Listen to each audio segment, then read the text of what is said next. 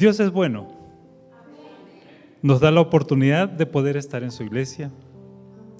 Nos da la oportunidad de reunirnos como hermanos, pero sobre todo nos da la alegría y el privilegio de adorarle en tiempos de paz, cuando hay muchos que tienen que hacerlo en tiempos de conflictos, ¿verdad? Vamos a tener nuestro tema en esta mañana y para comenzar yo quisiera pedirles que allí a donde se encuentren inclinemos el rostro una vez más para hacer una oración e invocar la asistencia del Espíritu Santo. Oremos. Bendito Padre que te encuentras en las mansiones celestiales, una vez más nos acercamos a ti, Señor, con el corazón agradecido por lo que hasta aquí nos has dado, pero suplicamos que tomes nuestros corazones, sobre todo en este momento que vamos a abrir tu palabra, que lo que aprendamos pueda ser de bendición para cada uno de nosotros, para cada uno también de los que están escuchando por internet. Bendícelos, abrázalos fuertemente, Señor, manifiéstate en sus vidas y que puedan sentir tu presencia en cada paso que den. Gracias por todo y gracias por este momento. Acompáñanos en Cristo Jesús. Amén. Bien, esta mañana vamos a estudiar la vida de un hombre que a nuestro parecer no es el mejor ejemplo de vida para cualquiera de nosotros.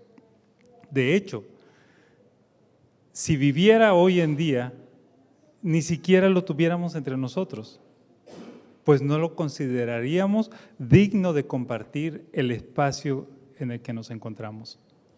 Lo sé, porque en su época tampoco era apreciado por sus contemporáneos, especialmente por los líderes religiosos. Pero quisiera que de este análisis pudiéramos extraer dos cosas, dos lecciones importantes, y yo quisiera que pusiéramos atención a esto. Si olvidamos todo el tema, pero nos acordamos de estas dos cosas, ya es el tema completo que ustedes tienen. El primero, que nosotros podemos encontrarnos en la misma condición que ese hombre. Y segundo, que no importa la condición en la que nos encontremos, Dios no nos ha abandonado.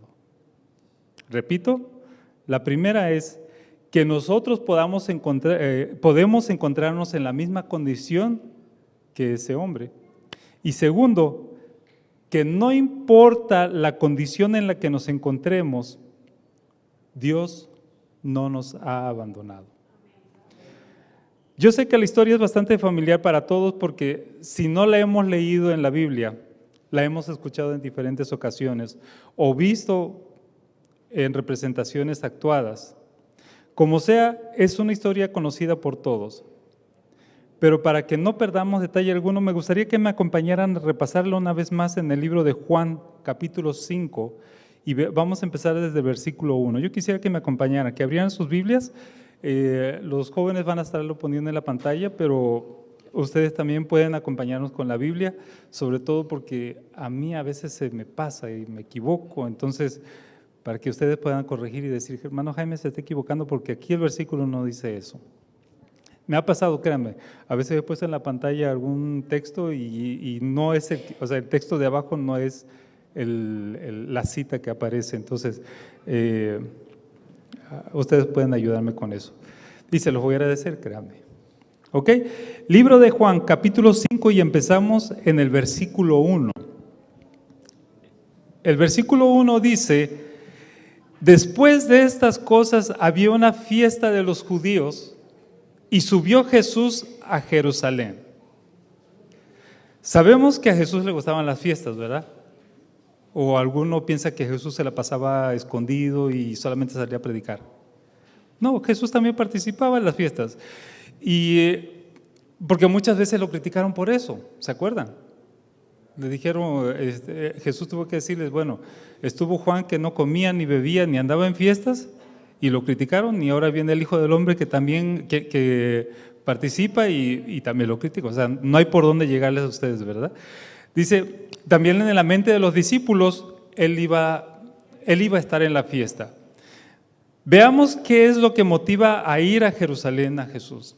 En el versículo 2, vamos, dice, y hay en Jerusalén, cerca de la puerta de las ovejas, un estanque llamado en hebreo Betesda, el cual tiene 5 pórticos. Y no tiene pensado pasar un tiempo en la piscina. ¿Qué lo motiva a pasar por alto una fiesta y un estanque? Ahora vamos a ver el versículo 3. Vamos a ir al versículo 3 y dice: en estos yacía una multitud. ¿Cuántos? 2, 3, 4, 5. ¿Qué es una multitud?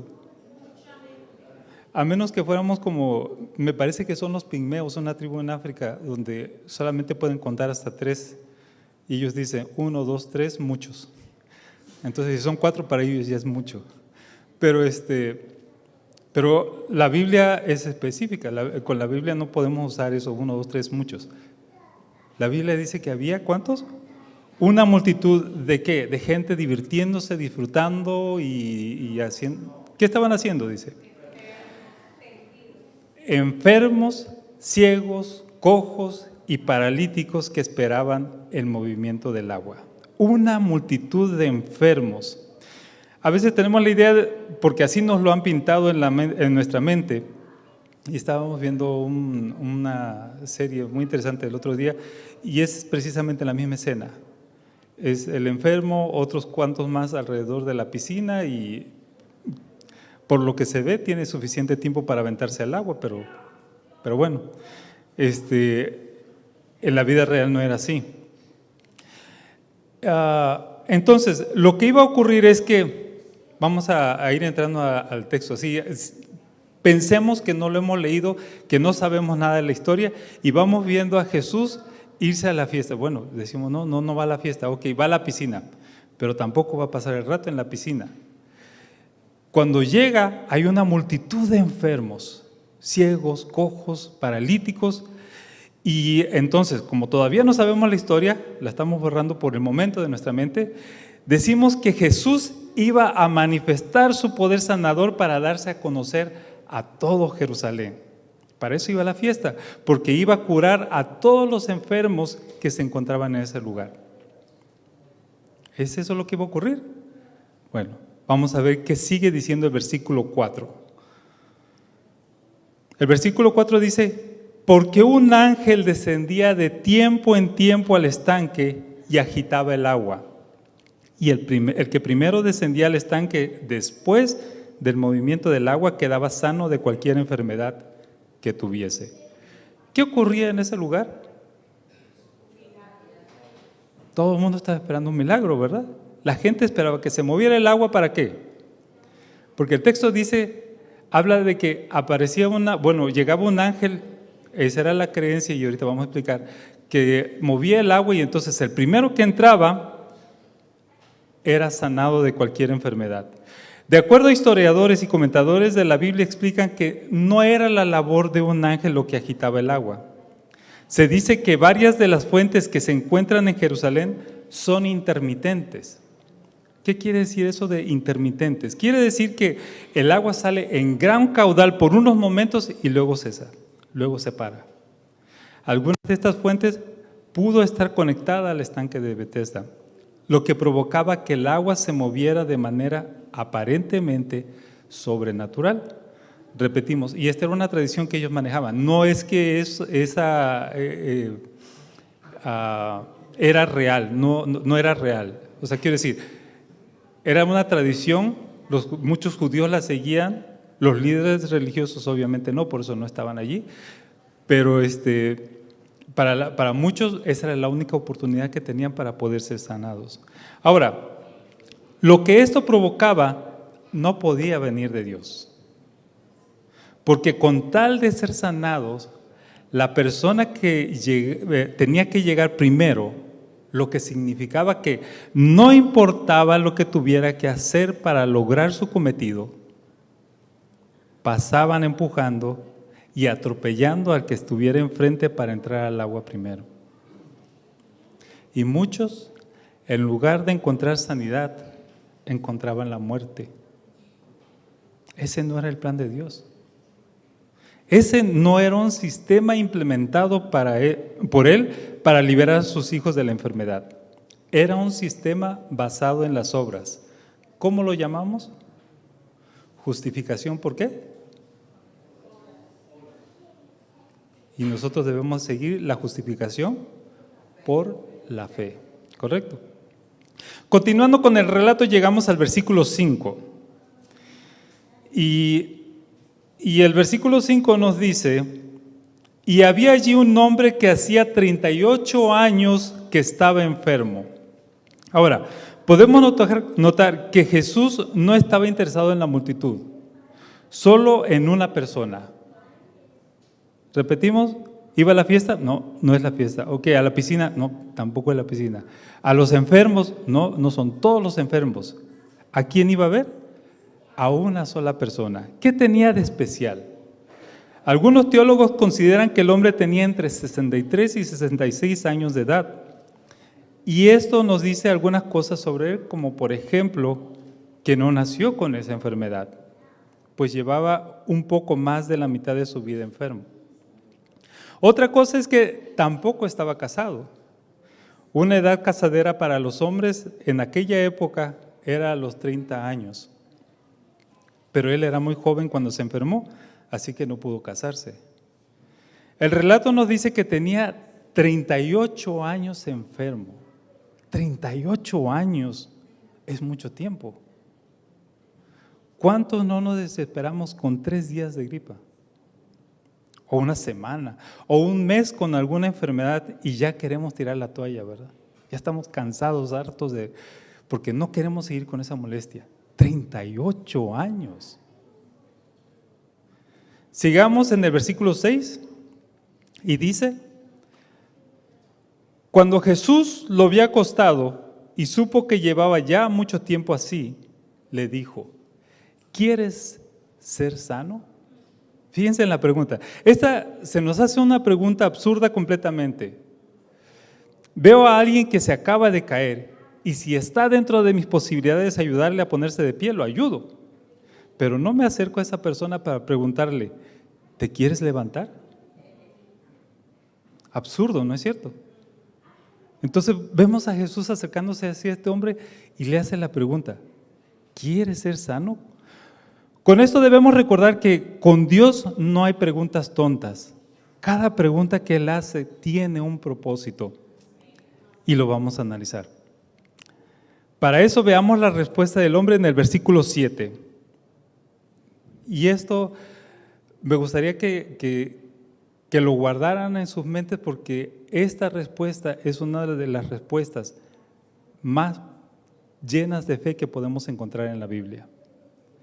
Él contesta: Señor, le respondió el enfermo, no tengo quien me meta en el estanque cuando se agite el agua, y entre tanto que yo voy, otro desciende antes que yo.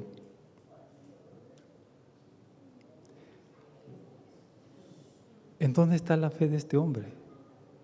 ¿Cómo puedo yo saber? ¿Qué me dice a mí que este texto está hablando acerca de fe?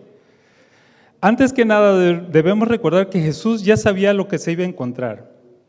Ya sabía a quién iba a ayudar en ese lugar. Llegó hasta allí por la dirección del Espíritu Santo. Y por lo mismo sabía también lo que había en el corazón de ese hombre. Por eso tenía que preguntar. Porque los que estaban allí con él, y nosotros también, necesitamos saber cuál es la cantidad de fe que había en el corazón de ese hombre. Y es aquí donde queremos detenernos por un momento con esta frase: ¿juzgamos a Dios de acuerdo a nuestra condición o a la condición de alguien más? Quiero repetir: ¿juzgamos a Dios de acuerdo a nuestra condición o a la condición de alguien más? ¿Qué queremos decir con esto? Que creemos que Dios existe de acuerdo a nuestra condición. Creemos que Dios nos ama de acuerdo a nuestra condición. Lo juzgamos por lo que nuestros sentidos perciben, no por lo que realmente es Él. Por eso nos encontramos gente diciendo: si Dios existe, ¿por qué hay personas sufriendo de hambre en otros lugares? Porque lo están juzgando de acuerdo a la condición de otras personas. Dicen, si Dios me ama, ¿por qué estoy pasando por esta situación? Porque estoy juzgando a Dios de acuerdo a mi condición. Cualquiera podría decir que Dios no es amor, porque permite que hombres como el de nuestra historia sufra por tanto tiempo. Lo más curioso es que no solo desechamos a Dios, también desechamos a este tipo de personas. Y hasta llegamos a tener el pensamiento de los líderes religiosos de aquella época. Si Dios lo abandonó, yo tampoco tengo por qué preocuparme por él, tristemente. Juzgamos a Dios, pero tampoco mostramos amor por los demás. Vivimos nuestra vida con rencores, nos volvemos resentidos sociales. Todo nos molesta porque pensamos que la cosa es en contra de nosotros. Alguien dice algo, lo dijo por mí. Aquel me miró de esta forma, aquella persona me habló así, esta otra persona me hizo esto. Nos convertimos en víctimas constantemente porque pensamos que todo está en nuestra contra. Porque pensamos que todo el mundo gira a nuestro alrededor y eso no es cierto. Yo no soy el centro del problema. Tú no eres el centro del problema. Quien está en el centro del problema es Dios. Lo que ocurre a nuestro alrededor o lo que ocurre a nosotros mismos es una consecuencia del gran conflicto que existe entre Dios y Satanás. ¿Cómo podemos saber esto? Vayamos a la historia de Job. Ahora nos vamos a mover por un momento. No perdamos el libro de Juan, quedémonos allí, pero vayamos al libro de Job ahora. En el mismo libro, pero antes hagamos un poco de contexto. Primero recordemos quién era Job. Era el hombre más rico de la tierra. ¿Qué digo rico? Archimillonario de la tierra. Podemos hacer un análisis de todo lo que tenía comparado a lo que algunas personas pueden llegar a tener en este momento. Créanme, Job era muchísimo más rico que ellos. Tenía todo lo que un hombre pudiera desear, bienes materiales y una familia hermosa. Era una persona que podía decir que Dios lo amaba porque le iba bien en esta vida. Bien podía juzgar a Dios por su situación. ¿Nos damos cuenta? ¿Y qué ocurrió? Conocemos la historia. El enemigo y Dios tienen una conversación interesante en el primer capítulo y sale a relucir el nombre de Job. Satanás siempre buscaba dejar en mal a todos los hombres delante del universo. Y cuando se menciona a Job, el enemigo inmediatamente dice, no se comporta así, no se comporta mal, porque tú lo proteges. Es el más rico de la tierra, no le hace falta nada. Él no te puede negar. No puede negar tu amor porque se encuentra en la mejor de las condiciones para un ser humano. Y tú ni siquiera permites que se le quite nada. Veamos cómo culmina su argumento. Ahora vamos a ir al versículo 11 del capítulo 1 del libro de Job. Job, capítulo 11 y versículo 1. Repito, busquémoslo en la Biblia, lo van a estar poniendo en la pantalla, pero también apoyémonos en lo que tenemos. Job, capítulo 1 y versículo 11. Dice, pero ¿qué dice? Tu mano. ¿Y qué va a suceder? Vas a ver si no blasfema contra ti en tu misma presencia. Quítale todo y cuando se encuentre en esa condición, te vas a dar cuenta que solo te ama por lo que tú le das. Lo que el enemigo estaba diciendo o estaba buscando es que Job se encontrara en una situación tal que llegara incluso a dudar de la misma existencia de Dios. Podemos ver cómo se ensaña el enemigo en contra de Job. Le quita todo, hasta sus hijos. Y más adelante Dios le permite también quitarle su salud. ¿Se acuerdan? ¿A Job le ocurrieron todas estas cosas porque dejó de orar? ¿Le ocurrió todo esto porque dejó de amar a sus semejantes? ¿Perdió todo porque dejó de ir a la iglesia? ¿Le pasaron estas cosas porque blasfemó en contra de Dios? Y la pregunta más importante, ¿era Dios el causante de todas las desgracias de Job? Lo pregunto porque muchas veces cuando nos ocurre este tipo de cosas, empezamos una cacería de brujas, ¿verdad? Para saber qué hicimos mal para merecer todos los problemas que tenemos encima. Y decimos, si me está pasando esto es porque hice algo malo. O caemos en el pensamiento de muchos, si Dios existiera, no me estuvieran pasando estas cosas. ¿Por qué? Porque juzgamos a Dios de acuerdo a nuestra condición o a la situación de alguien más. Pero si tenemos presente la historia de Job, debemos recordar que las cosas malas ocurren no porque Dios no nos ame, ocurren porque hay alguien más tratando de manchar el nombre de Dios. Hay alguien más buscando poner a todo el universo en contra de Dios. Las cosas malas ocurren porque son consecuencias del gran conflicto entre y Job lo sabía, el gran conflicto entre Dios y Satanás, y Job lo sabía. Por eso dice en Job capítulo 19 y versículo 25, ¿cuántos se saben este versículo?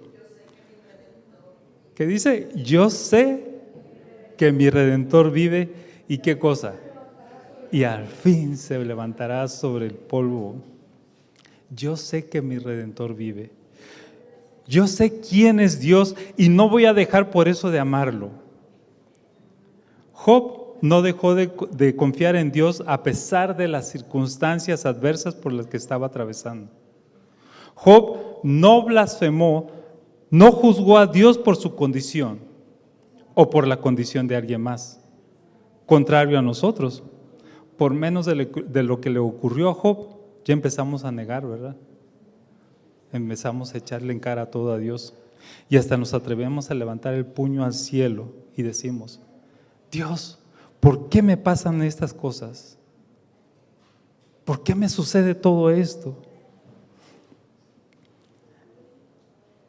Volviendo al hombre de nuestra historia, ¿cómo podemos ver su confianza en Dios? ¿Cómo podemos saber que él no estaba juzgando a Dios? ¿Cuál es la fe que Jesús reconoció? Repasemos nuevamente el versículo 7 de Juan capítulo 5. Allá donde estábamos, recordemos, no salgamos del libro de Juan porque ahí vamos a mantenernos. Juan capítulo 5 y versículo 7. Y aquí está la respuesta del hombre. Quiero que pongamos mucha atención.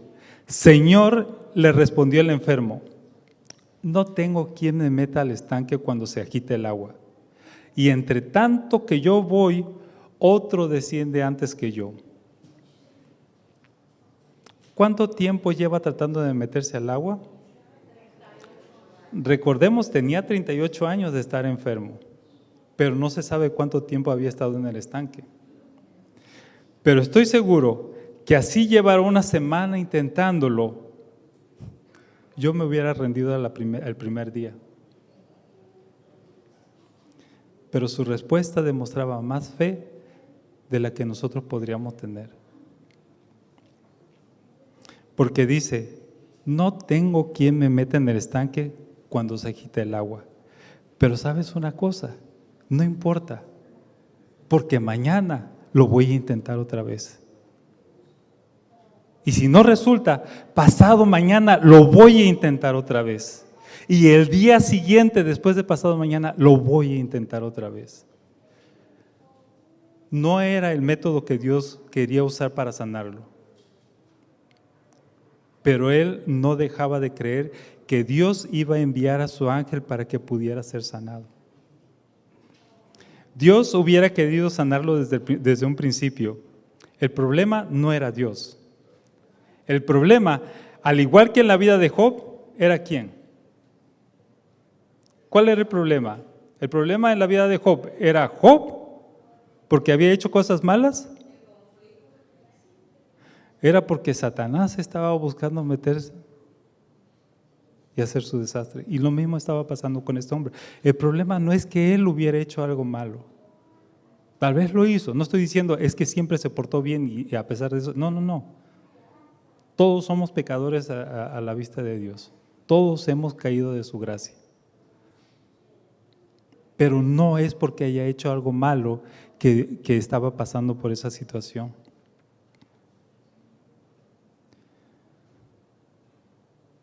Al igual que en la vida de Job, el enemigo estaba diciendo, espérate una semana más y te vas a dar cuenta de cómo ese hombre te blasfema. Te vas a dar cuenta de la forma en que te va a negar. Dios dice, ya es suficiente. Y el enemigo dice, espera un poquito más, un poco más. Parece que ya va a caer, ya va a ceder, tú espérate.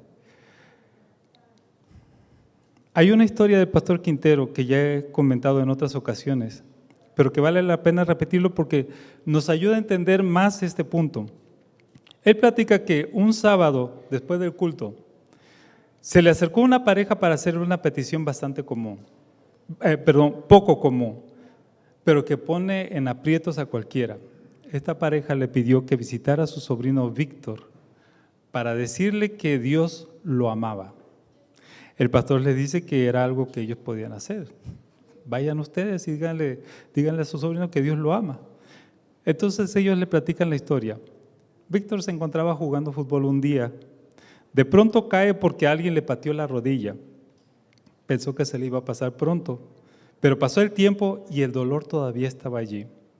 Así que fue al hospital y después de muchos estudios le dieron su diagnóstico. Víctor tenía cáncer. Le dieron la opción para que visitara a otros doctores, lo hizo, pero con los mismos resultados. Como el cáncer ya estaba avanzado, le dijeron que había que amputarle la pierna. Lo hicieron, además lo sometieron a tratamientos de quimioterapia. Después de un tiempo, le volvieron a hacer estudios y le dieron la mala noticia de que el cáncer ya había invadido todo el cuerpo. Sin una pierna y con los dolores de la enfermedad, el mundo ya le había mostrado su peor cara a Víctor.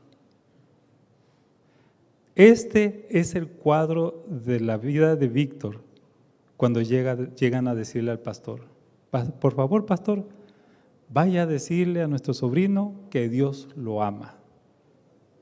La situación no puede ser más cruel.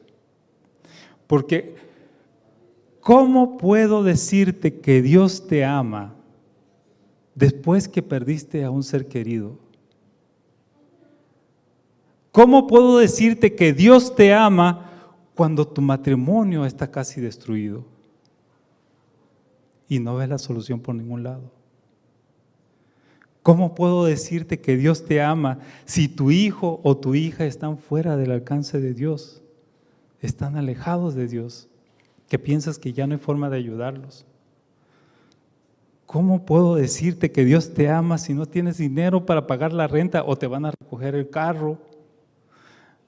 ¿Cómo puedo decirte que Dios te ama si te acaban de correr del trabajo? Este es el peor momento para decirte que Dios te ama. Y sin embargo, Dios te ama. No puedes juzgar a Dios por tu condición o la condición de alguien más. Convencieron al pastor y se pusieron de acuerdo para ir después de la comida. Durante el trayecto hacia la casa de Víctor, el pastor se sentía en la situación más incómoda, porque no habían palabras para poder acercarse a él. De pronto un pensamiento cruzó su mente. Dios le había dado las palabras para hablar con Víctor. Ahora las cosas eran diferentes, ahora quería estar con Víctor y cuando llegó pudo ver que el rostro reflejaba la enfermedad terminal que este joven estaba viviendo. Pero también pudo ver allí el coraje, la ira por todo lo que le estaba sucediendo. Inmediatamente se presentó como pastor de la iglesia adventista y le dijo: esta tarde vengo a contestar una pregunta que tienes en tu mente ahora mismo. ¿Qué es lo que le quieres preguntar a Dios? Y él, con el rostro fruncido, enojado, le dijo: sí, pastor, ¿por qué a mí? Y créanme, Víctor no es el único que hace esa pregunta. Nosotros mismos la hemos hecho alguna vez. La respuesta del pastor es también para ti en esta mañana. Él le dijo: mira, Víctor, estamos en guerra. Y en una guerra hay balas perdidas. Esta vez te tocó a ti, pero pudo ser tu mamá, pudo ser otro pariente tuyo, pudo haber sido algún amigo muy querido, pero fuiste tú. Y te puedo decir que lo que estás viviendo ahora ahora es difícil y desagradable. Pero déjame decirte otra cosa. Dios está en deuda contigo. En ese momento el rostro de Víctor cambió. El pastor continuó: Dios está en deuda contigo porque con tu situación le estás diciendo al universo entero: el pecado es malo, el pecado destruye, el pecado mata. Si yo estoy así, es por culpa del pecado. Si me encuentro en la situación en la que me encuentro, no tiene que ver con Dios. Si mi matrimonio se está cayendo a pedazos, es por culpa del pecado. Si estoy perdiendo a mi familia, es por culpa del pecado. Si me quedé sin trabajo y sin dinero, es por culpa del pecado. Si me quedé desnudo y en la calle, es porque eso busca el pecado. Busca dejarme en la miseria. Dios no tiene la culpa y con tu situación le estás gritando a todo el universo, a todos los seres que nunca pecaron: ¿quién está provocando todo esto? Y ese es el enemigo.